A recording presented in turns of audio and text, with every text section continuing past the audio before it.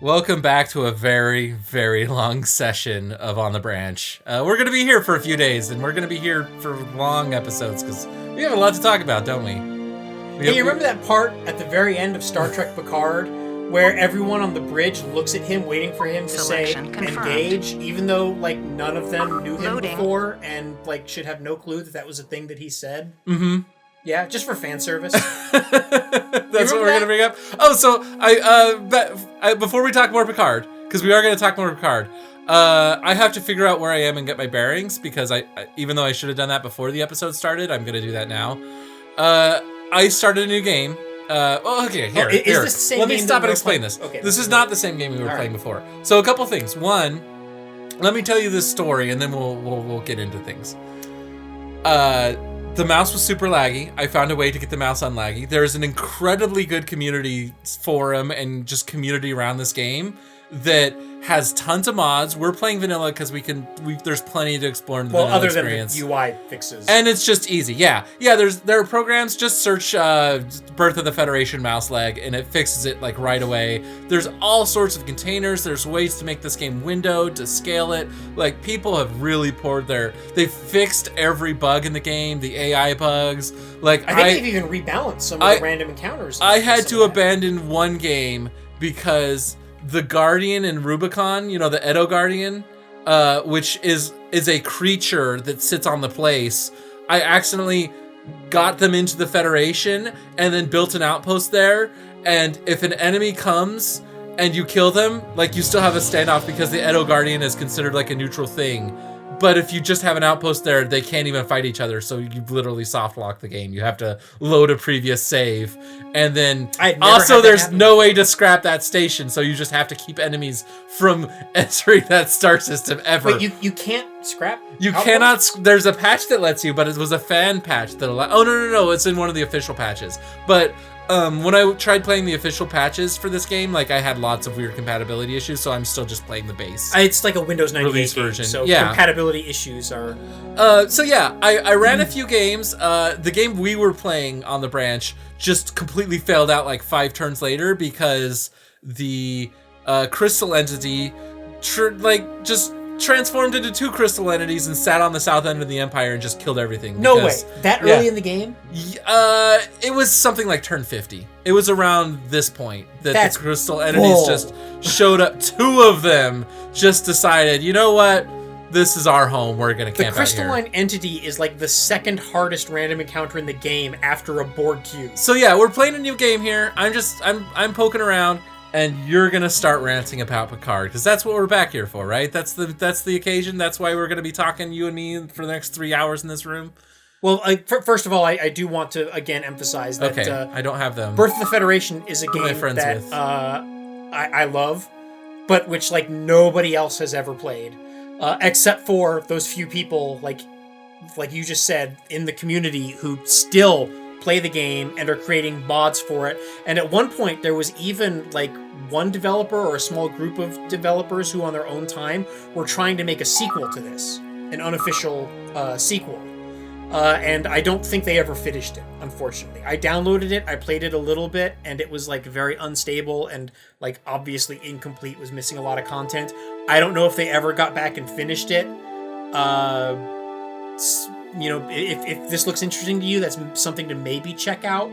Another alternative is there is a mod for the game Stellaris. Oh, I can't get there yet. Which is called New Horizons, which is a total Star Trek conversion mod, which I played a year ago and at that time was very good, but Paradox is one of those companies that like updates their games every few months and like totally changes stuff and makes old save files incompatible, and it's a huge pain in the ass. Hang on, I'm gonna go undo that because I canceled the build, so I'll just load that save file. So back up. I cannot vouch for whether or not New Horizons is still good because I haven't played it for a year, but at the time it was really good, so something to check out.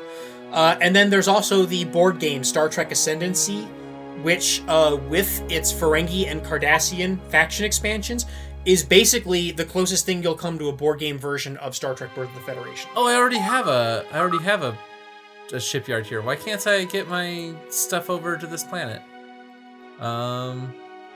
Oh yeah, I haven't even started terraforming that planet. Okay, I guess I just gotta. Oh, that's probably. So I've already beaten this game. I just made save files every 50 turns, and said, okay, we're gonna experience this with Jason. Did you experience the game just like completely blatantly cheating, where you're about to invade the last remaining faction's homeworld and you destroy all of their fleet? It is always their homeworld, and it does not have to be their last planet either. And then it's just their homeworld. And then suddenly a full fleet of 9 ships shows up, and you got to fight them again, even though like by rule you can only build 1 ship in 1 system at a time. Yeah. All right. Yeah. Sorry, everyone. I'm still getting my bearings. I might be getting my bearings for half this episode. So I want to make the Vulcans happy. I want to make the Angosians happy. Because part of it is like I've experienced this game later in this game. Right. And so I'm just, yeah. And I've been fighting Cardassians. Look at all these Cardassian ships. The AI is not too bright. They could take those 3 destroyers and like blow me up big time. I've got a destroyer here, and I've got a destroyer here. Where was that destroyer going? Oh, that destroyer was going to Vulcan. That destroyer is like just keeping this guy happy, and I realize I'm probably not going to get to that planet for a long time anyway, so whatever, I can keep terraforming it.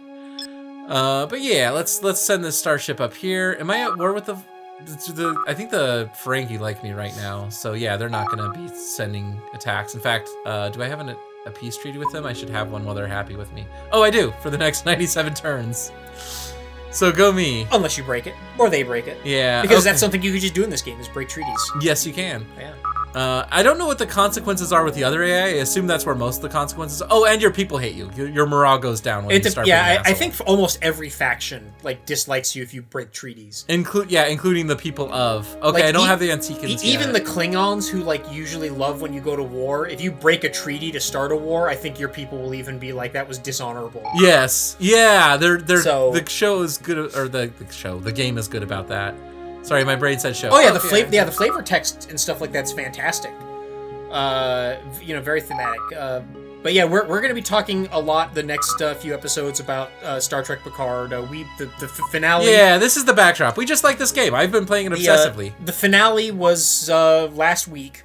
So a few days ago, and so obviously there are going to be like massive spoilers on the entire series. Oh yeah, Meredith.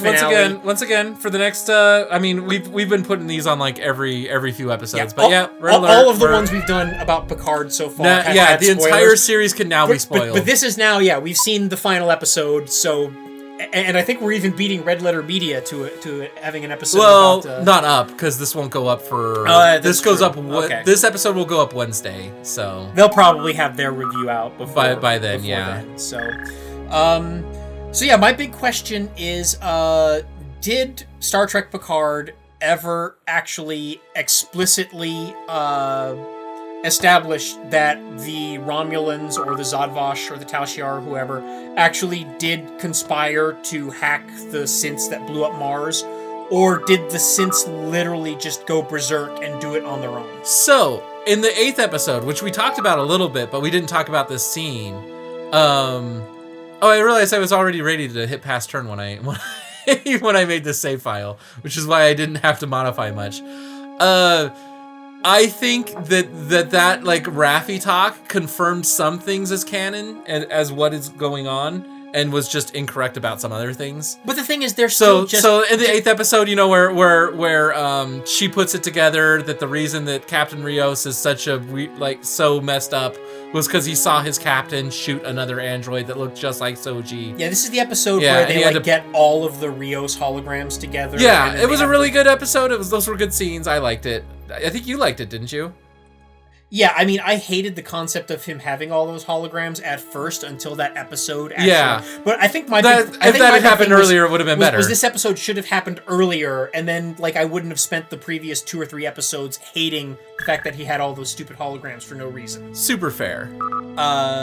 Because planting and payoff is happening in reverse in this show. Yeah, they're basically doing things, and then half the series later.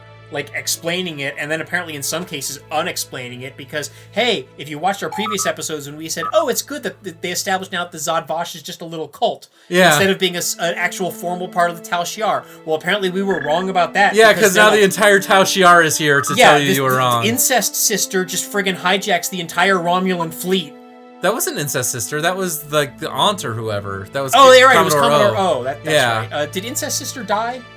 Yeah, 709 kills her, right? She throws. Yeah, 709. Well, I mean, maybe she teleports away at the end, but we didn't see her teleport away. So. Or she's gonna Emperor Palpatine and. Well, speaking of Emperor Palpatine, that that Tal Shiar fleet of 200 warbirds, which are the size of birds of prey, so I don't know why they didn't. Ugly. Like, yeah. I did not think that they could come up with something that I would dislike more than the excuses for warbirds that they had in Star Trek Nemesis, because the bird of prey. Well, there's a really good explanation. They needed to make a bunch of them fast, and the Romulan Empire is extremely poor now. But what happened about the 1,000 Romulan warbirds that should have already existed? Well, presumably some of them have been decommissioned. This is a special fleet.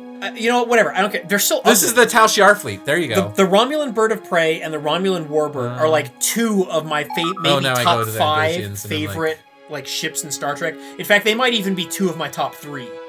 And like, I hated that Star Trek Nemesis featured the Romulans and had ships called warbirds, but they weren't the TNG warbirds. And the excuses, the sad, pathetic excuses for warbirds that is in Star Trek Picard is just awful. I hate it. But anyway, back to the actual point is, you're saying that like from a writing standpoint, that conversation at the end of episode 8 was to establish that yes, the Romulans conspired to cause the Sith everything she said conspiracy wise was correct. It was just the problem admonition with that from the actual incorrect. Logic of the show is that they were still just speculating on a flawed understanding of what the hell did they call I would agree with that. And that's like I turned to Jamie and Amarantha saying like, are we confirming that this is all correct or not? And they were both like, I think means all of this is correct, except for Jamie's theory on the admonition, which was also slightly incorrect, but more correct than. I'm not gonna buy that actually, concretely verifies that was what happened. And if that's the case, if the synths did just snap and go berserk, then that completely validates the position of the Zad Vash. It absolutely does. But no, I think that was like the show confirming to you, like, oh yeah. This is. I have to imagine it was, but I think it was still a piss poor way of communicating that to the audience. And like, good luck to Picard and everyone else explaining that to the rest of the Federation that they should lift the synth ban. Well, I assume that's part of why it was weird that they didn't have their epilogue was weird because that is a. We'll get to the epilogue that could have later. been tied up. But yeah, they didn't tie up the synth ban. Like, so is there still a synth ban in the Federation now after all this? I assume it's going to be... they said afterwards it's reversed. Because Picard at the end said that, well, I'm not banned either. No, but that was only because they look so convincingly human. I mean... how can you stop them? Yeah. They're too synthy? But were they actually? Did they actually say that the ban had been lifted, or were they just saying like, "I hope the ban has been lifted"? Hey, Jason, something just occurred to me. What? All of this has happened before, and it will come to pass again. Whatever. We just watched Battlestar Galactica. No, we just watched Mass Effect 3, which was the Mass Effect that everybody hated. By the way, you're not the first person to make that comparison. No, Red Letter Media made it as well. Yeah. And I never played Mass Effect 3, so I only know about it because Red Letter Media They're on Worshipful, and they really like the Federation. We'll see if this does it. This might not clench it. But I need their range. I need to go terraform and colonize this planet. But yeah, so the fact that Picard did not, like, actually explicitly validate the idea that the Romulans conspired to hijack the synths to attack Mars, like, breaks the moral and ethical message of the show. Yeah. Because if the people of the Federation still don't know that the synths were reprogrammed or hacked or whatever, that it was an act of sabotage from the Romulan espionage services. Oh boy, more stuff to build. Then the ban is still valid, and the position of the Zad Vash that this is the inevitable They fucking outcome. Sabotaged my scout vessel? I've never seen that happen before. Yeah, that can happen. That's shitty. Wow. Messages have been received. Then yeah, that makes Commodore Oak like completely right. Like, yes, if they're oh my god, like, we now have interdimensional robot Lovecraft tentacle monsters from another dimension. That's Star Trek canon now. Did we go over the fact that Jamie was kind of correct? Can we like sate her, because she will be mad if we don't mention it. We'll come back to that. Okay. But yeah, so tentacle robot monsters from another dimension. That's Star Trek canon now. If those things actually being real makes the Zod Vaj like right. Yeah. Like, yes, not you don't want Lovecraftian tentacle monsters invading your reality and wiping out all life. Yeah, not having androids is a small price to pay to preserve all life in the galaxy. Gonna have to press X to agree on that one. Yeah. So, do we have enough time to talk about Jamie's prediction and how it was halfway right? Let's finish out. Okay, so Jamie's prediction was that the admonition was actually... She gave us this prediction after our last recording, so it was not on the show, unfortunately. Well, yeah, correct, but she had this prediction a long time ago. She'd been talking about it around the house for a while. But her take on it has always been... oh, wait, I need to look out for type... Remind me to keep an eye out for Class O planets. Class L. Class O, because I want to... Oceanic. Yeah, I want to put up the oceanic stuff first. The Aquaculture Center. Like the Aquaculture Center. You got it. So let's just keep an eye out for those on every... Is this still like the first turn? No, I've passed the turn 3 times. Oh, that's right. Yeah, you got sabotaged after the last turn. I was looking at my notes. And... Star Trek Beyond happened and we got sabotaged, yeah. Yeah. Well, let's cancel those troop transports. So Jamie's prediction was that the Romulans, the Zod Vaj, were misinterpreting the message. Yeah, and that the message was originally was a message: don't treat your synths bad, or else we're gonna come spank you, or your synths might spank you. Yeah, that was Jamie's prediction. Was it was them saying that we've learned from experience that if you treat your synths badly, that they will go all Skynet on your asses. So just learn be nice. from our lesson and don't do that. Yeah, be nice to synths, or else they will Skynet you. That was what Jamie predicted, and she was half right. Because she was right in that the message was intended for the synths. The thing where Jamie was wrong is that the point of the message was still the same as what we thought it was last time, which was that building synths will inevitably lead to them, except in this time it's not the synths will inevitably rebel and destroy organic life. It is that organic life will inevitably repress synths. Yeah. And then synths will summon robot Cthulhu tentacles from another dimension to wipe out all life in the galaxy. Now we also thought that we were going to find out that the Romulans had created the Borg. We got the Angosians. And that as much as I hated that idea, that would have been less stupid than robot Lovecraft tentacles from another dimension. Amerith. I'm so used to doing the show with Amerith. Jason from MegaBearsFan.net. Are you telling me you don't want robot tentacles in your Star Trek? You don't want robot Lovecraftian tentacles? Do you want robot Lovecraftian tentacles next time on the branch? Maybe. We'll see.